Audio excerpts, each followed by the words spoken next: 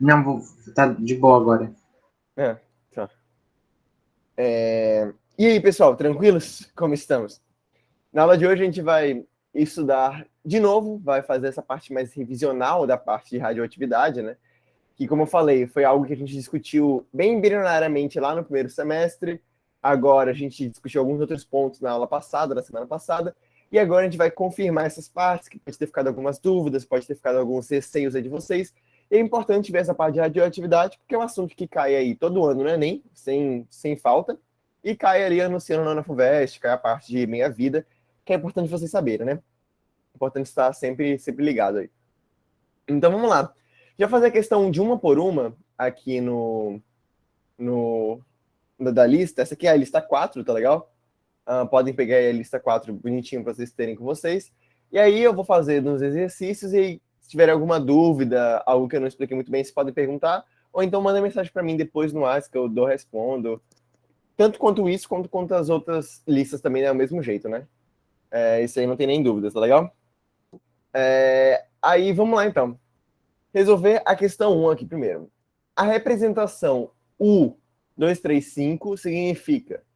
Beleza. A primeira questão da PUC-RJ, questão bem direta, né? Ele quer saber o que significa a representação do U23592. Primeira coisa, vamos lá, vamos perguntar de vocês.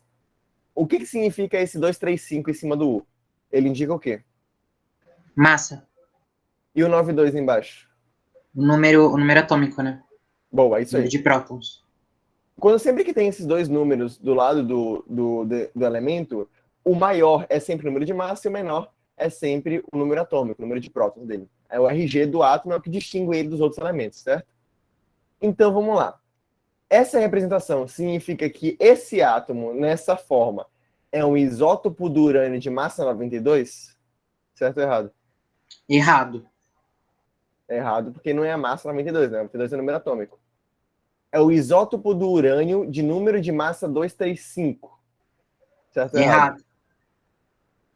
Errado por quê? Por causa que isótopo é o número de prótons, né? Não é o número de massa. Seria então isótono, se eu não me engano.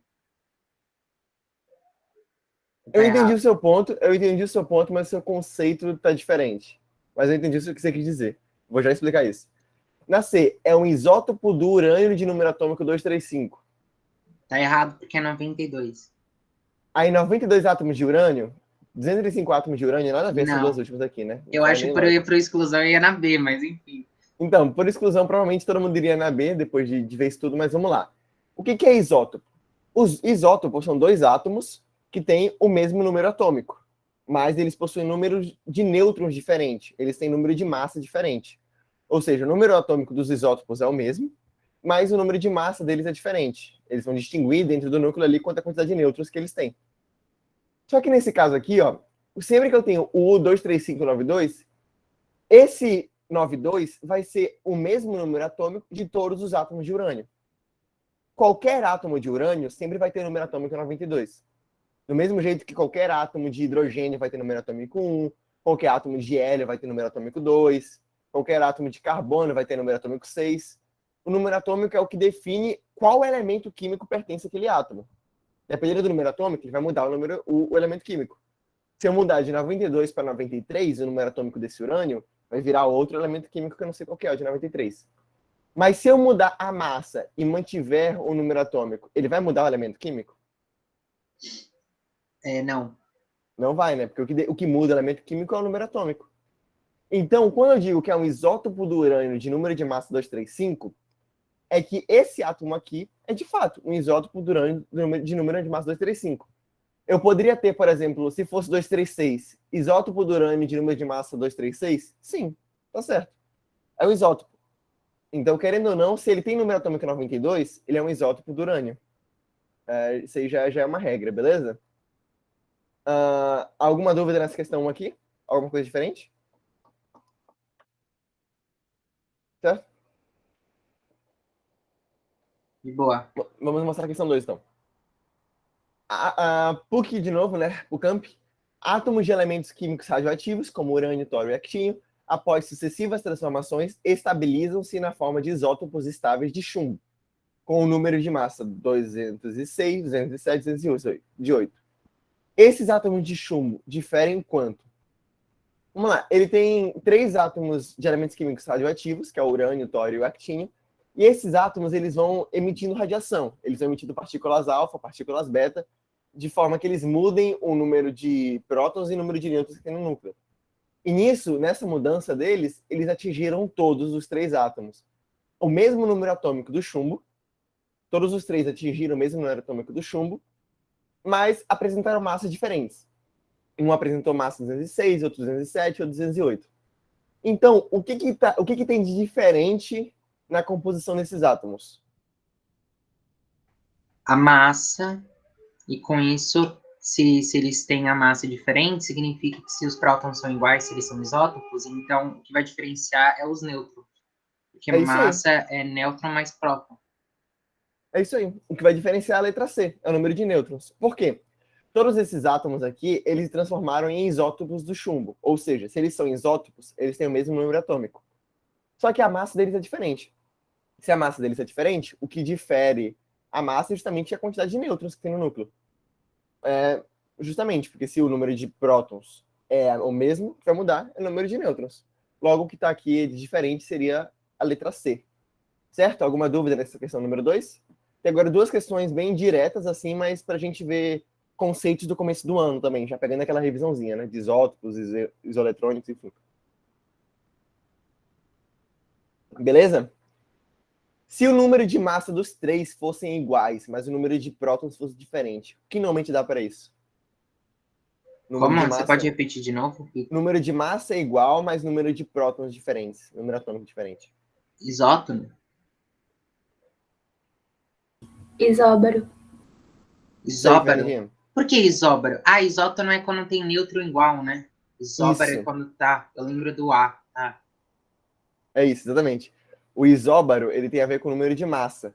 O isótono tem a ver com o número de nêutrons. O isótopo tem a ver com o número de prótons e o isoeletrônico é o número de elétrons. Beleza? Esses são os 4 que vocês têm que saber aí. Agora, aqui, questão 3. Sendo dadas as equações das reações nucleares 1 e 2, a reação nuclear que ele dá em 1 é chumbo 212, aí se transforma em X mais bismuto 212. Ou seja, ele passou de um chumbo 212 de número atômico 82 para o bismuto 212 de número atômico 83. Sofreu uma reação nuclear, né? Quando ele dá aqui a dica, nossa, que soluço. Quando ele dá a dica reação nuclear, você já sabe que vai ter uma diferenciação aí quanto àquelas reações nucleares que a gente viu. Ou emissão de partícula alfa ou emissão de partícula beta. Se é reação nuclear, obrigatoriamente eu tenho ou partícula alfa ou partícula beta sendo emitida. E aí, na segunda afirmação, ele fala do polônio 212 se transformando em um Y mais o chumbo 208, de número atômico 82. Ou seja, é correto afirmar que... aí ele quer saber o que é X e Y. Quando ele dá reação nuclear, obrigatoriamente eu sei que eu vou ter partícula alfa e beta. Então, X e Y tem que ser partícula alfa ou partícula beta. Vamos olhar primeiro X. Vocês desconfiam que X seja o quê? Uma partícula alfa ou uma partícula beta? Acho que é alfa. Porque eu acho que beta muda os dois. Muda tanto a massa quanto o número de prótons. Ou eu confundi? É ao contrário. Obrigado, Eduarda. Tá bom, então é ao contrário. Boa, Madu, Fernandinha, é isso aí, ao contrário. A partícula beta, ela não muda o número de massa, mas ela aumenta em uma unidade o número de prótons. Por quê, Pita? Porque tem aquele negócio, tem um nêutron lá dentro da partícula beta, ou dentro do núcleo, aí o nêutron se desfaz, aí libera um próton e o nêutron e o elétron jogado para fora, né? Por isso que ele libera um elétron. E o número de prótons aumenta. Então, esse X aqui é uma partícula beta, porque o número de massa está mantendo o mesmo, e o número de prótons está aumentando em 1. E o Y, é uma partícula beta ou uma partícula alfa? Agora é alfa. Agora é partícula alfa, exatamente. Porque o número de próton, ou de massa, diminui em 4 e o número de prótons diminui em 2. Por quê? Porque a partícula alfa corresponde a 2 nêutrons e 2 prótons. Então, se o meu polônio está liberando 2 nêutrons e 2 prótons, esses 2 nêutrons e 2 prótons estão saindo do núcleo dele. Se está saindo, ele está diminuindo de massa, está diminuindo de número atômico, por consequência, né? Então, X representa a partícula gama? Nada a ver. Partícula gama já não tem nada a ver. Pode tirar A e a D. X representa a partícula alfa? Não, X representa a partícula beta. Resposta letra C. E Y seria uma partícula alfa, né? Alguém teve alguma dúvida quanto a essa questão aqui de partícula alfa e beta? Não. Essa parte de partícula alfa e beta, assim, parece algo bem complexo, né? Mas não é tanto assim. É só vocês realmente decorarem que na beta eu não mudo a massa e aumento em 1 o número de prótons, e na alfa eu diminuo em 4 a massa e diminuo em 2 o número atômico. Se decorarem isso, tá tranquilo. Dá pra fazer uma parte das questões que envolvem isso daí. No Enem, inclusive, caiu uma questão uma vez que era bem parecida com essa aqui da Unesp.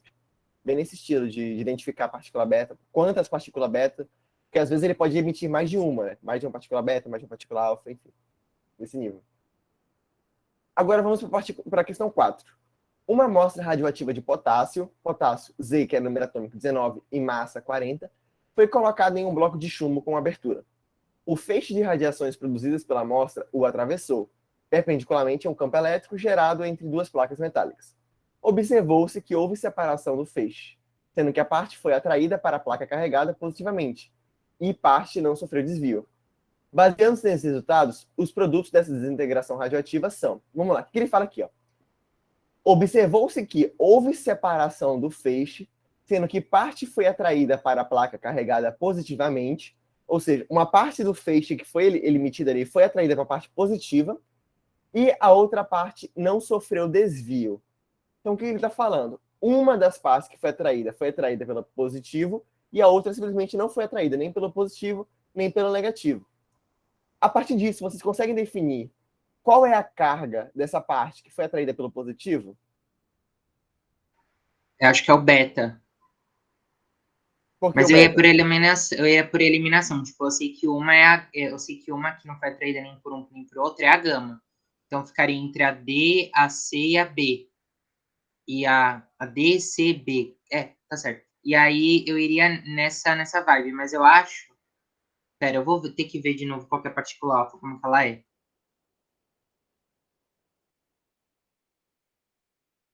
Ah, não, eu iria na beta, porque ele foi atraído pela partícula positiva. Exatamente Então, isso. tá. Vocês lembram que a partícula alfa ela é carregada positivamente e a partícula beta ela é carregada negativamente? Sim. Então, a partícula beta sempre vai ser atraída pelaquela parte mais positiva e a partícula alfa vai ser atraída pela parte mais negativa, porque os opostos se atraem. Positivo atrai negativo e negativo atrai positivo. Então, e a gama ela é neutra, ela não tem carga. Quer dizer, não é nem que ela seja neutra, né? Que ela não tem carga. Não tem nenhuma, nem carga positiva nem negativa. Uma distinção legal para vocês saberem é que neutro é tudo aquilo em que as cargas se cancelam. Neutro é aquilo que eu tenho uma carga positiva e uma negativa. Aí ela se cancela. É diferente de não ter carga nenhuma.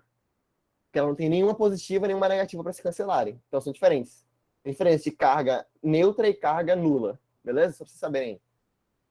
E é o que ele fala nas questões justamente isso que o Leandro comentou. Como uma parte é atraída pela parte positiva, a gente pode dizer que essa que foi atraída pela positiva é a partícula beta, que ela está carregada eletronegativamente. E a parte que não foi atraída por nenhuma das duas, porque ela não sofreu desvio, é a gama, porque ela não tem carga nenhuma, carga nula. Então, essa desintegração, ela emitiu uma partícula beta e uma radiação gama. Logo, eu tinha no começo uma amostra de potássio que tinha número atômico 19 e massa 40. A partir do momento que eu emito uma partícula beta, como que eu vou ter a alteração dessa número atômico e dessa massa aqui? Como é que vai mudar com a emissão de uma partícula beta?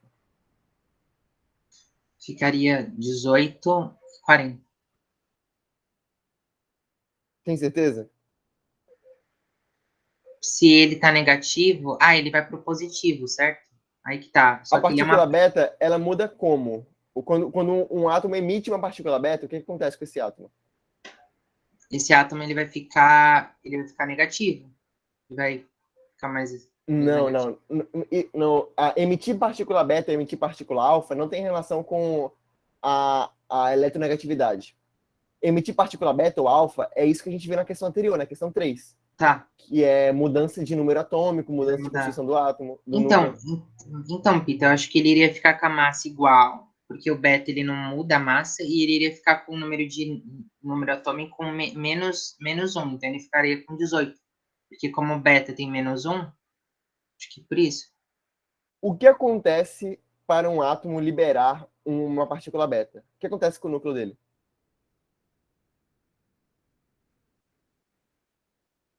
Mas você pode ajudar, não é só para o Leandro a pergunta, não, é para todo mundo, galera. Quem quiser responder, pode responder. O que acontece com o átomo, com o núcleo dele, quando ele libera uma partícula beta? De onde que Ele sai esse vai, elétron? vai ficar mais um, tipo, ele vai ganhar um porque ele tá perdendo um. Vamos lá. Entendi. O que acontece com o átomo? Lembra? Toda vez que um átomo, um núcleo, libera uma partícula beta, ele tem um nêutron.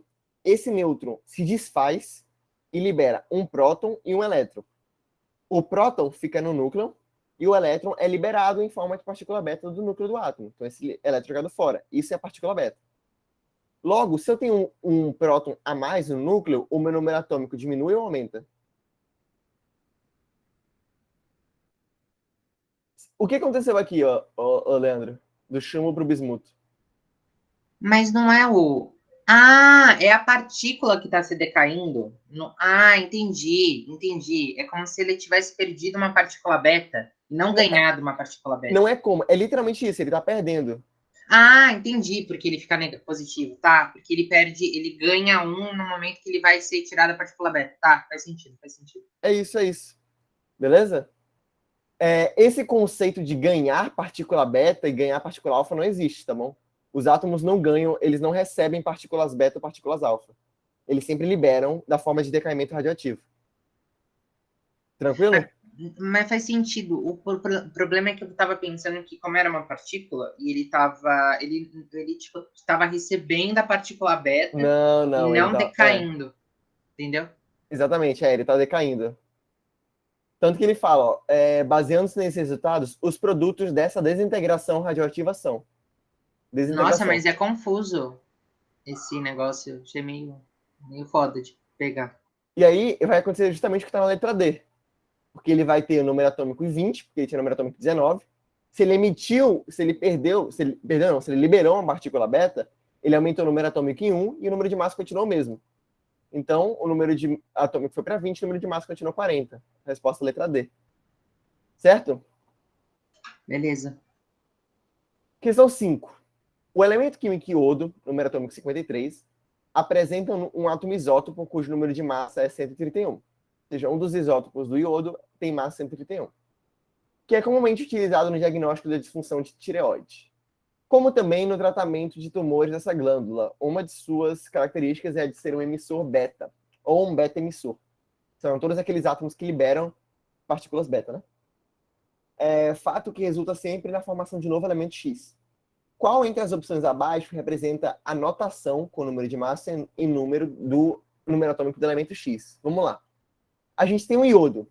O iodo ele tem número atômico 53 e número de massa 131. Esse isótopo do iodo aqui. Quando esse isótopo do iodo libera partícula beta, emite partícula beta, já que ele é um beta emissor, ele se transforma no novo elemento X. Então, que elemento é esse? Que elemento químico X é esse? A partir da emissão de um beta emissor de iodo. Qual que é o número de massa desse elemento X? Vocês conseguem me identificar? Se ele só. Sim, 31, eu também acho. Que foi só uma beta, né? Uma partícula beta. Isso aí.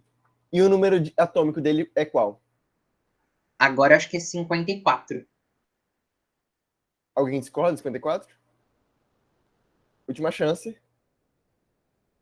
É isso, 54. É a mesma coisa que a gente viu nas duas questões anteriores. Se ele libera a partícula beta, ele ganha 1 de número atômico e a massa dele continua a mesma. Se ele libera a partícula alfa, ele perde 4 de número de massa e perde 2 de número atômico. Certo? Então, a resposta é a letra E, que ele passa a ter 54 de número atômico e mantém 131 de massa normalmente. Beleza? Essas questões que vocês estão vendo, que elas estão se repetindo bastante, né, nessa questão de liberar partícula alfa e partícula beta, é como cai realmente no Enem. Tipo, esse é o tipo de questão que vai cair lá. Quando não, isso é como tratar os dejetos da radioativos, ou então questão de cálculo de meia-vida mesmo, né? Esse tipo de questão, né? Nada muito além disso, sabe? Não fala muito de fissão, fusão nuclear, apesar de ter essa chance, mas não é muito comum. O MESP, sei essa questão, o MESP, com certeza, né? Não sei o que é o MESP, mas enfim. A humanidade convive diariamente com a radioatividade através de fontes naturais ou artificiais. Um determinado elemento radioativo natural tem tempo de meia-vida igual a 10 minutos. Após 1 hora, 80 miligramas desse elemento terá massa de... Vamos lá, uma questão de meia-vida, beleza? Vamos primeiro separar os dados importantes para a gente, para conseguir fazer a questão. Um determinado elemento radioativo natural tem tempo de meia-vida igual a 10 minutos, né? Esse é o tempo de meia-vida dele, 10 minutos. Deixa eu pegar aqui o meu Word, meu Paint. Aí eu vou escrever aqui, ó. O tempo de meia-vida, eu vou escrever M, que é o tempo de meia-vida, né? É igual a 10 minutos. Esse é o meu tempo de meia-vida. Aí ele fala, após 1 hora, 80 miligramas desse elemento terá massa D. Ou seja, 1 hora é o meu tempo total. Meu tempo total é 1 hora. Isso aqui, em minutos, é a mesma coisa que 60 minutos, certo? 60 minutos. Agora, eu vou encontrar a minha quantidade de meias-vidas que eu tenho dentro desse tempo total. Dentro do T, tempo total. Quantas meias-vidas eu tenho dentro de 60 minutos? No meu tempo total. Vocês se lembram como que a gente faz para encontrar quantas meias-vidas eu tenho? Quantos períodos de meia-vidas? 6 meias-vidas. Eu divido sempre o meu tempo total pela minha meia-vida. M, no caso, seria a minha meia-vida, né? Eu usei M para meia-vida, eu vou mudar a letra, tá? Quem tá usando lápis aí apaga, quem tá usando caneta, sinto muito. Não, brincadeira. Eu vou colocar V, meu tempo de meia-vida, porque M já é a massa, né? Então, T sobre V. T é o meu tempo total e V é o meu tempo de uma meia-vida. Então, fazendo isso daqui, que é 60 sobre 10, eu tenho 6 períodos de meias-vidas. Isso aqui seria igual a P, né? Os períodos de meia-vida, bonitinho. Tá legal? O que eu vou fazer com isso? Agora eu vou aplicar na formulazinha. Formulazinha bonitinha. A fórmula qual que é? 1 sobre 2 elevado a 6 vezes a minha massa inicial é igual à minha massa final. Essa daqui é a nossa formulazinha do período de meia-vida, né? Sempre que é 1 sobre 2 elevado a 6 vezes a minha massa inicial, é sempre a minha massa final. No caso, se eu quisesse fazer na formulazinha, esse 6 aqui seria onde eu colocaria o P. Tá legal? E aí, vamos lá. Ele dá que a massa inicial é 80 miligramas, né? 80 miligramas. 80 miligramas. Essa é a massa inicial. Então, vamos fazer bonitinho aqui, ó. 1 sobre 2 elevado a 6 vezes 80 é igual à massa final. 2 elevado a 6 é a mesma coisa que 64. Então, ficaria que a massa final é igual a 80 sobre 64, que é a mesma coisa que 10 sobre 8, que dá 10 dividido por 8, que é 5 dividido por 4, que eu acho que 5 dividido por 4, não sei quanto é que dá de cabeça, assim. Dá 1, aí, vírgula 5. 1,5? Não. 1,05? Eu acho. Não. 1,25. Pronto. Foi. 1,25 miligramas. Nossa, eu fiz que nem a minha cara isso daqui, né, velho? 1,25 miligramas. Essa seria a minha massa final. O que eu fiz? Eu peguei a formulazinha. Aqui, formulazinha. 1 sobre 2 elevado a P vezes a massa inicial igual à massa final. onde P é o meu período total, o meu tempo total, que eu estou calculando as minhas meia-vidas, e V é o meu período de uma meia-vida. E aí eu vou ter a minha massa final bonitinha calculada, né? Massa final aqui, 1,25 miligramas, que seria a mesma coisa que a letra B, 1,25 miligramas. Beleza? Alguém teve alguma dúvida nessa questão? Talvez tenha passado muito rápido. Não, ô Pita, deixa eu te perguntar. Os passos, então, significa que primeiro eu preciso encontrar quantas meia-vidas tem, para depois, enfim, caso ele pergunte sobre a massa, né?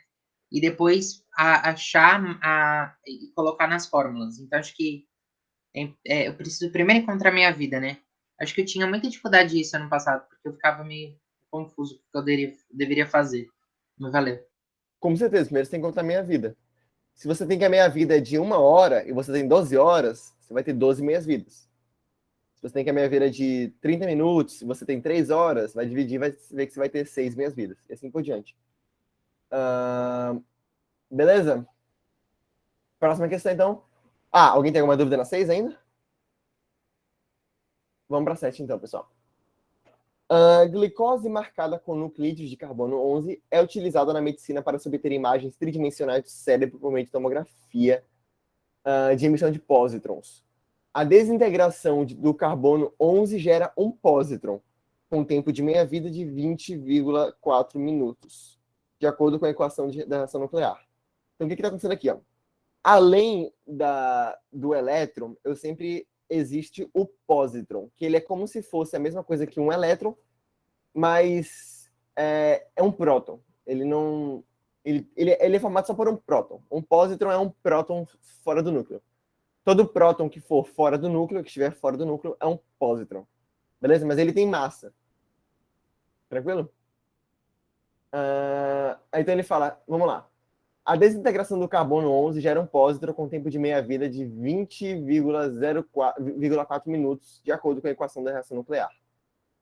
Tá, aí tem o carbono 11 liberando um pósitron, que é um próton, né? E gerando o boro 11 com massa 11, né? É isso.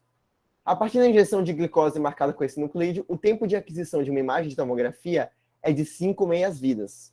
Ou seja, até eu conseguir uma imagem de tomografia, eu preciso ter 5 meias-vidas. Considerando que o medicamento contém 1 grama do carbono 11, a massa em miligramas do nucleídeo restante após a aquisição da imagem é a mais próxima de... vamos lá. Força. Foco, família. Foco. Ele quer saber, considerando que o medicamento contém 1 grama do carbono 11, a massa miligrama do nucleídeo restante após a aquisição da imagem é mais próxima de... Ele já fala que o tempo para você adquirir uma imagem de tomografia são 5 meias-vidas. Pita, tá bom. Mas quanto é o tempo de uma meia-vida? O tempo de uma meia-vida ele também te dá, que é de 20,4 minutos. Mas quanto que é o tempo total? Você não precisa saber. Para que você calcula o tempo total dividido pela meia-vida? Para encontrar a quantidade de meias-vidas que eu tenho no período, né? Só que ele já te dá a quantidade de meias-vidas. Ele já fala que para você obter a imagem, você precisa de 5 meias-vidas. Logo, eu não tenho que saber o tempo total para calcular quantas meias-vidas eu tenho. Já te dá a quantidade de meias-vidas que ele usa no processo. Então, esse tempo de 20,4 minutos, ele te dá meio que insignificante. Você não vai usar para nada esse tempo. Porque ele já te dá a quantidade de 5 meias-vidas, né? E aí, considerando que o medicamento contém 1 grama do carbono, a massa em miligramas do nucleídeo restante após a questão de imagem é mais próxima de... Vamos lá, vamos fazer aqui o cálculozinho.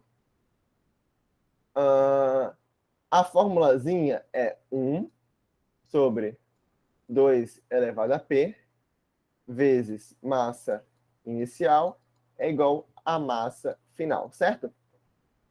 Então, 1 sobre 2... Quantas meias-vidas eu tenho na questão que ele te fala? 5. 5 meias-vidas. 1 sobre 5 vezes. A massa inicial, ele fala que é 1 grama. Só que ele pede o resultado em miligramas. Então, vamos passar para miligrama logo. Que é 1.000 miligramas, né? 1 grama em miligramas. É igual a massa final. Aí eu sei que isso aqui é 1.000. 2 elevado a 5 eu sei que é 32. É igual a massa final. Eu acho que eu posso dividir tudo por 8. E aí vai dar... Nossa, que sono, velho. Meu Deus. 1.000 dividido por 8 dá 125? 125. 125 dividido por 4 é igual a mf. Aí a massa final vai ser 31,25. Opa, peraí. Massa final é 31,25 miligramas. Fazendo a continha de 125 dividido por 4, vou ter isso daqui. 31,25 miligramas. É isso mesmo? É, Tá certo. Beleza? fechou. Alguma dúvida nessa questão, pessoal? De boa. A resposta é a letra... Opa. A resposta é a letra D. Né? Aproximadamente 31,3 Ô, Pita, miligramas. Oi. essa imagenzinha, então, foi pra enganar trouxa, então. Você não vai usar nada com ela. Essa imagem aqui não serve de nada. É E uma nem questão a de minha meia vida vida que ele normal. O fala. tempo também. Que raiva. Porque isso também é pegadinha mesmo pra fazer você perder tempo só. Sim.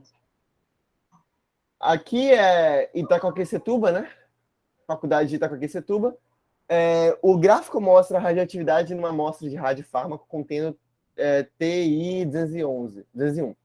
Usar o diagnóstico por uma imagem de miocárdio. A abscissa mostra o número de dias decorridos a partir da produção desse fármaco. E a ordenada mostra a radioatividade correspondente naquele dia. Vamos lá. Basicamente, ele te dá um gráfico da atividade radioativa e dos tempos que demorou. Nossa, eu tô com muito sono, galera. Foi mal. Perdão, bocejando direto. Ele te dá aqui o tempo de dias normal e te dá o gráfico da radioatividade. Se você calcular, você percebe mais ou menos que a meia-vida dele é meio que 3 dias, né? Ele chega a 50 aqui, ó, a metade, mais ou menos em 3 dias. E aí, 25 ele chega em 6 dias. Então, Não, é um pouco mais, né? Um pouco mais de 3 dias, talvez. Eu não consigo dizer exatamente aqui em que ponto ele está, mas enfim. Dados, AI é igual sobre a F é igual a 2 elevado a x, número de meias-vidas, onde x é o número de meia-vida, e log de 2 igual a 0,3, a radioatividade nessa amostra será cerca de 1 milésimo da inicial após. Vamos lá. Ele quer saber quando que a radioatividade dessa amostra, a radioatividade é o AF, vai ser 1 milésimo da inicial. Certo? Para isso, a gente teria que fazer algum cálculozinho aqui. Eu vou... Ele dá o tempo em dias. Calma aí. Amostra. Ele não fala exatamente quando que dá esse 25, né? Eu fiz essa questão, mas eu esqueci como é que faz. Eu não anotei o desenvolvimento. Não acredito nisso. Nossa, tá. Não, mas como é que eu faria essa questão? Peraí. Vamos fazer de novo. Aí, sobre... Essa seria chute. A F é igual a 2 elevado a x. Ele te dá o log de 2, né? Ele te dá o log de 2. Então, você já sabe que vai ter que usar logaritmo. Basicamente, ele quer saber quando que a F vai ser 1 milésimo da inicial. Concorda comigo até aqui? É o que ele quer saber na questão.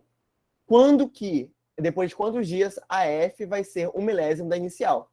Então, você concorda comigo que, em determinado momento, a F vai ter que ser igual a AI dividido por 1000? Você concorda comigo? Ou alguém tem alguma dúvida disso? Sim. Sim, né? Beleza? Eu fiz muito grande. Não gostei. Dá mais um aqui de específico. Pronto. Botar em 2, 3. Aqui. Então, basicamente, vai chegar um momento em que a F vai ter que ser igual a AI vezes 10 elevado a menos 3, que é a mesma coisa que AI sobre 1000. Mesma coisa. Então, vamos lá. Vai chegar um momento em que AI sobre AI vezes 10 elevado a menos 3, que é a mesma coisa que a F. Pita, não era dividindo? O AI Não, dividido. sim. A F é AI Tá, não, dividido por ignora, 1000, eu já né? entendi agora, já entendi, ignora. Aí eu passei para cima com expoente negativo, é isso. E aí isso aqui vai ter que ser 2 elevado a x. Certo? Certinho, né? O que eu posso fazer aqui? corto aí com aí, vai ficar 2 elevado a x é igual a 1 sobre 10 elevado a menos 3. Então, 2 elevado a x é igual a 10 elevado a 3, que eu vou passar esse 10 a menos 3 para cima com o expoente inverso. Então, vai ficar 10 a terceira. Logo, se 2 elevado a x é igual a 10 a terceira, eu posso aqui brincar com o meu amigo logaritmo, né? Vamos dar aquela brincadeirinha com o meu amigo logaritmo. Que, fazendo a brincadeirinha, a gente tem que log de x. Não, pera. Esqueci como é que faz logaritmo, que tristeza. Opa, log de 10 elevado a 3 na base 2 é igual a x. O que eu fiz? Eu transformei essa função exponencial em uma equação logarítmica. Função logarítmica. Alguém não entendeu o que aconteceu aqui? Tudo certo? Ô, Peter, eu só não entendi o porquê que você igualou a 2 elevado a x. É o que ele te dá na questão. Pera. Ele fala aqui, ó. Ah, tá, desculpa, não vi. Beleza? Mas é a mesma coisa que aquela formulazinha que a gente fez. É praticamente a mesma formulazinha que a gente fez, só que de outro jeito. Então, só que a fórmula, tipo, a fórmula é meio vezes meio, e esse 2 elevado a meia vida vezes a massa inicial igual a massa final. Aí eu tentei pensar nisso, passar a massa final, tipo, fazer ao contrário, assim, mas ia ficar uma coisa meio estranha. Então, se você passar a massa final pro outro lado multiplicando e esse 2 elevado a x para esse lado dividindo, dá a mesma coisa. Ah, ele inverte, é verdade. Eu tava fazendo Sim. ao contrário, eu tava fazendo massa inicial sobre massa final. No final dá a mesma coisa, certo? Aí o que a gente tem aqui? Nossa, eu esqueci fortemente como que eu faço isso daqui. É nisso que dá ficar muito tempo sem mexer em logaritmo. Alguém que sabe logaritmo pode me ajudar aqui? É x elevado ao quadrado igual a 10 ao cubo. Ixi, Eu tô mal hoje. Tô muito mal iria... hoje. Esse 3 ia tombar. Tu tem que transformar na base 10 para achar o log de 2? Sim, tem que chamar na base 10, é isso. Você é uma gênia, Fernandinha. Eu acho, eu tô chutando, Nossa, eu não tudo lembro. bem. Não, mas é isso mesmo, tá certo, tá certo. Vai ficar basicamente o... Ué, mano, eu devia ter anotado essa questão aqui em algum lugar. Eu esqueci como é que faz isso. Mas o logaritmo que tá certo... Porra, muito tempo sem fazer questão nisso. Eu tenho que passar tudo... Ah, não! Nossa, eu Tem que sou... mandar a base. Eu fiz uma burradinha. Peraí. Calma, tem jeito mais fácil de fazer isso. Ao invés de fazer o log bonitinho, era só eu botar log desse lado e botar log desse lado aqui também. Todos os dois no log da base 10. Aí dá na mesma coisa. Eu boto log dos dois lados. Aí vai ficar log de 2 elevado a x na base 10 é igual ao log de 10 elevado ao cubo na base 10. Foi assim que eu fiz, eu acho. É isso? Tenho quase certeza que é isso. Porque vai ficar o log de 2 elevado a x é a mesma coisa que x vezes o log de 2 na base 10, que é igual a mesma coisa a 3 vezes o log de 10 na base 10, que log de 10 na base 10 é igual a 1, né? Aí vai ficar x vezes... Aí ele fala que log de 2 na base 10 é 0,3, né? Que ele te dá no enunciado. Aqui. É igual a 3. Aí x vai ficar 3 dividido por 0,3. Aí 3 dividido por 0,3 é a mesma coisa que 10. Ou seja, x vai ser 1 milésimo da inicial depois de 10 dias? Não. É 100 dias. Gente, eu errei essa questão. Ô, Eu vou ter Pita, que por fazer que de que novo trazer você na próxima. colocou 3? Eu não entendi. Não seria 1000 só? Calma. Na resolução, você colocou 3 vezes 1. É porque eu cancelo esse aqui com esse aqui, né? Eu passo 3 multiplicando pra frente. Aí fica 3 vezes log de 10 na base 10. A log de 10 na base 10 é 1. Tá. Aí fica 3 vezes log de 10 na base 10, que é 1. Mas, enfim, eu errei essa questão, eu tenho que fazer de novo e trazer para vocês. Inclusive, na próxima aula, faço essa questão a 8, a 9. Faço essas 3 questões e a gente resolve na próxima aula, que já vai ser aula de revisão. Tá bom, pessoal? Belezinha? Eu vou... Deixa eu ver se dá tempo de fazer a 10. A 10 dá para fazer agora. A 10 é rapidinha. Em 1982, foi produzido sinteticamente em reator atômico o elemento radioativo meitnério, de símbolo MT, cujo número atômico é de 109 e número de massa do isótopo mais estável é 266. O elemento foi produzido de acordo com a reação nuclear representada pela equação a seguir. Aí dá o bismuto mais o ferro, gera o meitnério, né, que ele te dá mais X. Esse X é uma outra partícula que acaba sendo liberada. E aí ele quer saber que partícula é essa que é liberada aqui, que partícula que está sendo externa aqui ao lado. Vamos lá. Para a gente ver isso daqui, é só a gente contar a quantidade de prótons e nêutrons que a gente tem ao todo, né? A quantidade de prótons de bismuto mais ferro daria aqui 83 mais 26. 83 mais 26 é igual a 109. Ou seja, se eu estou tendo 109 no número atômico aqui do meitnério, quer dizer que todos os prótons estão sendo convertidos, estão sendo juntos, certo? O que ele está fazendo nessa questão? Ele está juntando o núcleo de bismuto com o núcleo de ferro. É basicamente isso. Ele está juntando os dois núcleos. Ele está juntando os dois núcleos e formando o meitnério e liberando uma outra partícula, que provavelmente foi o que sobrou. Então, a soma dos prótons do núcleo do bismuto mais de ferro dá 109, que é exatamente o que eu tenho no meitnério. Então, todos os prótons foram aproveitados. Eu tive todos os prótons aqui bonitinho no meitnério. Agora, vamos ver a quantidade de massa. Vamos ver se os nêutrons também foram aproveitados bonitinho. Eu tenho 209 do bismuto e 58 do ferro. 209 mais 58, eu vou ter 267. Ou seja, a massa que eu tinha que ter no meitnério, se eu estivesse aproveitando todos os nêutrons, seria 267. Que é a massa de todos os prótons e nêutrons do bismuto mais os dos ferros. Ou seja, sobrou 267, sobrou 1. Esse que sobrou foi quem? Foi um nêutron, foi um próton ou foi um elétron? Quem que sobrou? Nêutron? Foi o nêutron. Justamente, porque os prótons todos estão aqui, bonitinhos. A 83 mais 26. E os elétrons, eles não têm nenhuma relação com o núcleo. Então não tenho como saber se mudou o elétron ou não mudou. Logo, o pósitron também eu não tenho como saber já, porque eu já tenho a mesma quantidade de prótons. E o que mudou foi a quantidade de nêutrons. Porque aqui era para eu ter 267, mas só tenho 266. Logo, esse X tem que ser o nêutron que ficou sobrando por aí, que foi mandado ao espaço. Logo, a resposta aqui seria a letra C. Beleza?